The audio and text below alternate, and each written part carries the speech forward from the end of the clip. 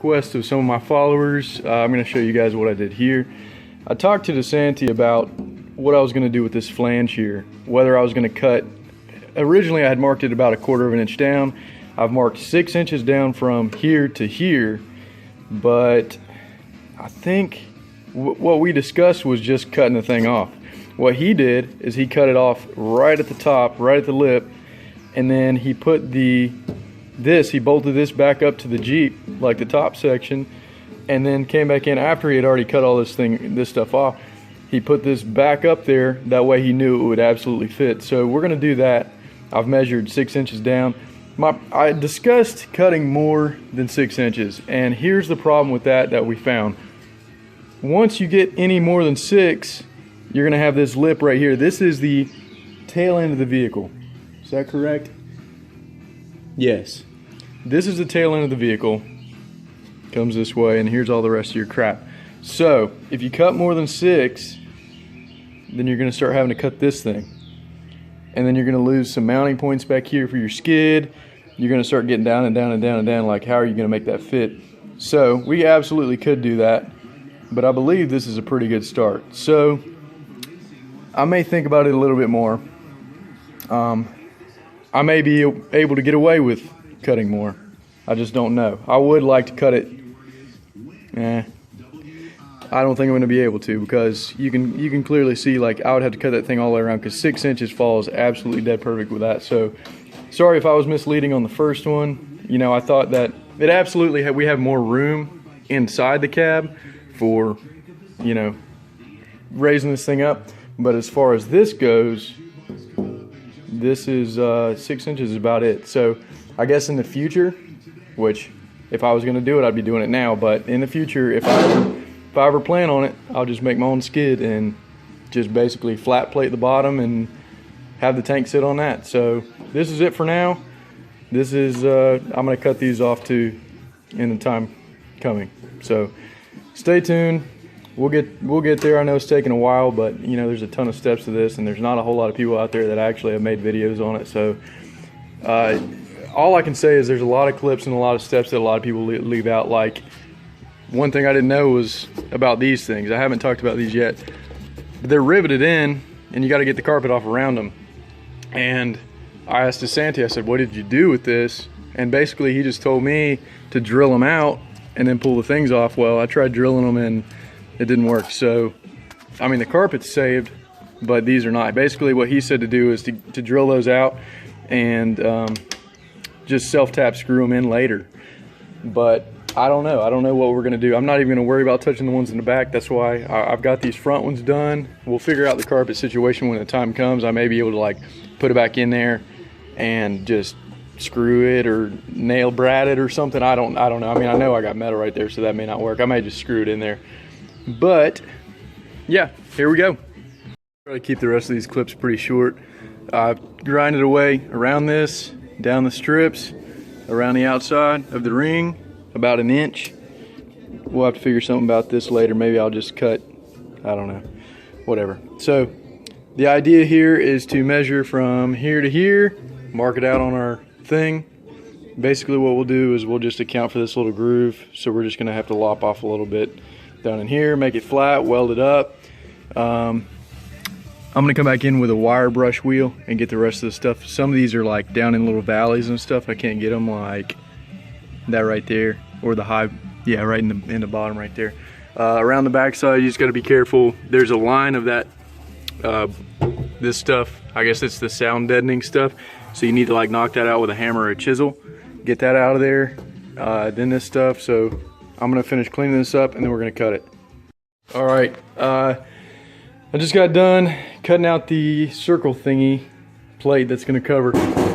14 gauge. It looks like it's actually going to fit perfect. I cut it to 34 inches around. I drilled a hole in the center and I pulled a line over to my radius, which was 17. I went all the way around, marked it out, and then I took my plasma cutter and just zipped it out of there. You got to kind of follow this curvy thing right here. So that's actually good. I'm going to be able to weld that gap, and it is tight all the way around. So the next step is to flip this thing over, knock off any of the slag that's on there, Get rid of that, and it's time to cut the hole out. All right, guys, we just got this thing cut out all the way. So much room for activities. We can play around in here. Yeah, so we're here.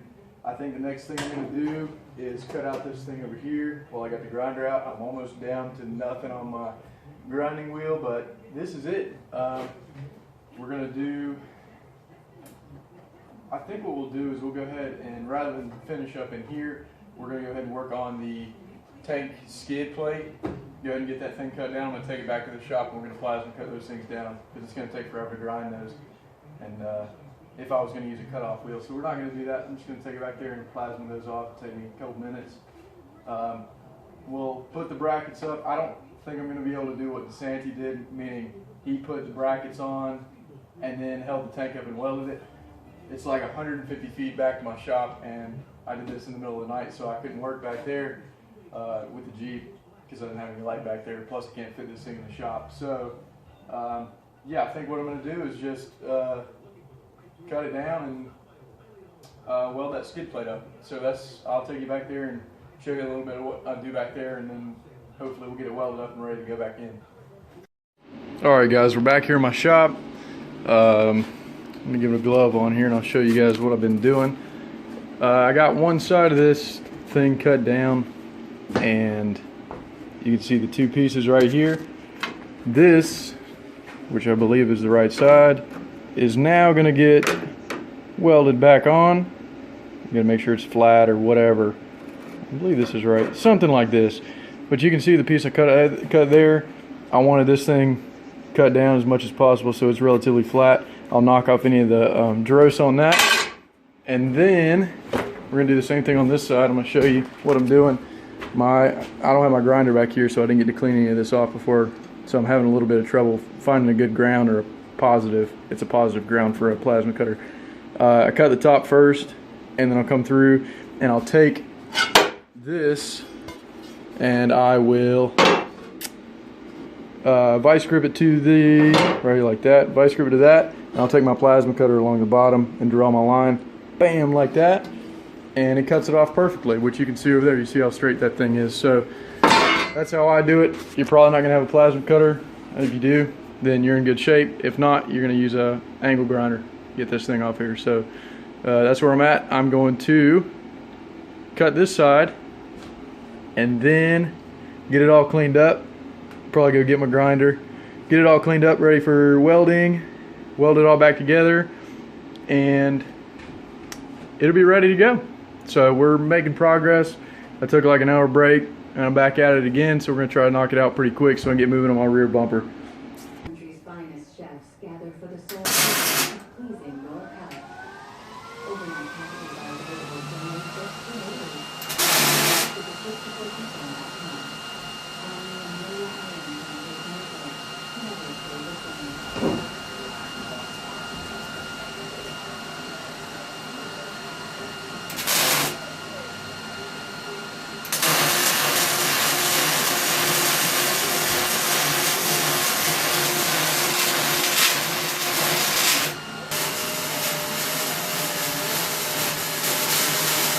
All right, update.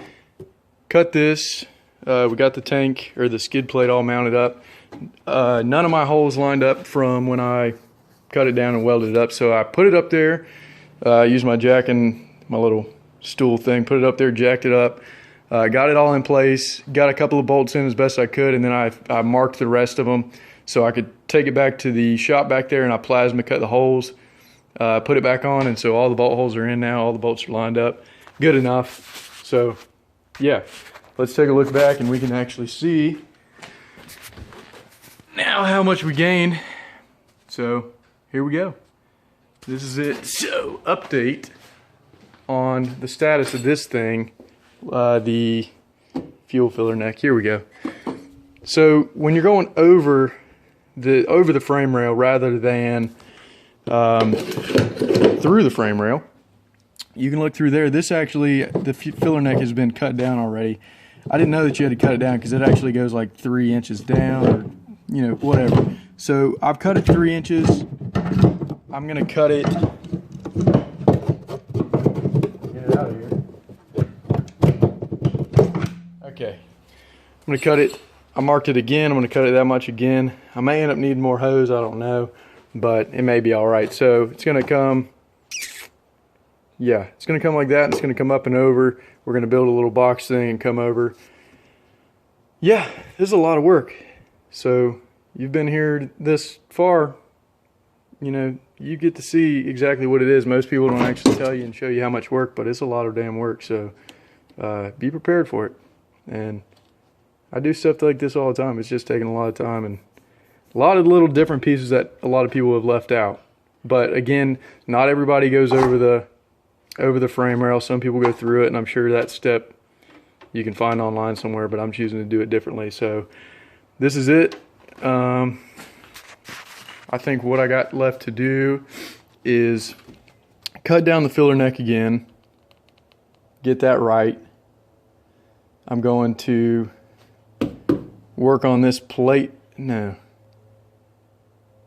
I guess, yeah, I can go ahead and do this plate thing that I'm going to do over the top. I need to drop the... I don't know if I need to do it first. Maybe I should just... No, I can't put the gas tank in because I can't be welding with it underneath. So I need to take the skid back off, put my plate down, my floor panel, weld it in, get it all done how I want it as far as spraying it with bed liner. I'm going to bed line the bottom, I'm going to weld the top that way, and I'm going to, after I weld the top, I'm going to bed line the top as well. That way it pretty much seals up everything. If it leaks or anything, I'll come back through and do like flex seal or something like that. So we're going to take the skid off, put the plate on, weld it all up, get that all done. We need to build our little box thing. Then I think we need to do the plate first, then build the box to come over, and then we're going to mark a little hole right here for the, I may go ahead and do that before I weld it. I'll take it back there and plasma out a little hole, and then that way I can go ahead and weld it down and everything, and then this box thing is just going to come over and encompass that, and then we'll weld around and back and around this thing. We'll get this thing all sealed up with like flex seal or something like that, rubberized, undercoating, however you want to do it. Alright guys, this is my last update. I have sprayed rubberized undercoating around here. I had a drill hole in the middle, so I did that there.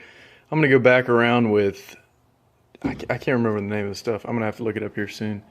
Some sort of silicone adhesive to seal that thing completely. I got the new fuel filter in. That was easy enough. That, yeah, honestly, just make sure you tuck everything back in there when you start to put this thing up. I've used my jack and the quick set thing, paver set, and I jacked this thing up, which sucks to do alone, so maybe get somebody else to help you with that. The hardest thing about putting everything back together is that I went ahead and welded this box here because I didn't want to weld around the gas tank with it being below there. The hardest thing is, yeah, right there. So you've got to feed those tubes, your gas fill and your gas ventilation tube, back through the hole you made in the hole I made in the flat plate circle thing, and then feed it through that box, and then feed it back through the hole in here, and then try to pull it all out and jack it at the same time, and the edges are extremely sharp, and I just rubberized and undercoated everything. So yeah, that absolutely sucked, but if you can see, it looks like we're going to be perfect length. I'm just going to slide those on with some hose clamps. Here's I'll take a look from the front so you can kind of see what's going on. You don't really get this view a lot. So this is the front looking back. I was not able to get the diff vent hose back through there too, so I routed it up and around and just back. I made sure to leave enough slack in the line that I can have down travel. What else? So if we go forward a little bit, you can see the fuel filter. the two connections. There was one vent hose. You can see an elbow right there. That was a vent hose, I believe, too. All the connections are made.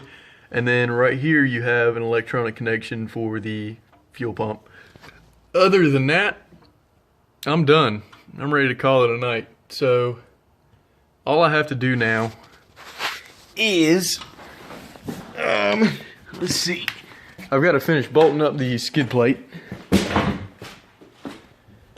Take a seat back here. I got to finish bolting up the skid plate. I've only just got a couple bolts on there. I got to do that. I got to let the rubberized undercoating dry. I rubberized undercoated the entire bottom like that. The bottom of the circle pan thing that we set in there and welded up. So I just wanted to sound deadening, as well as, I don't know, I guess keeping the rust off of it too, but I don't really know how much water is going to get up in there. Probably a lot, now that I say that, but we've got it rubberized undercoated, so it doesn't really matter. We're gonna let this stuff dry. Everything's hooked up, so I'm good to go.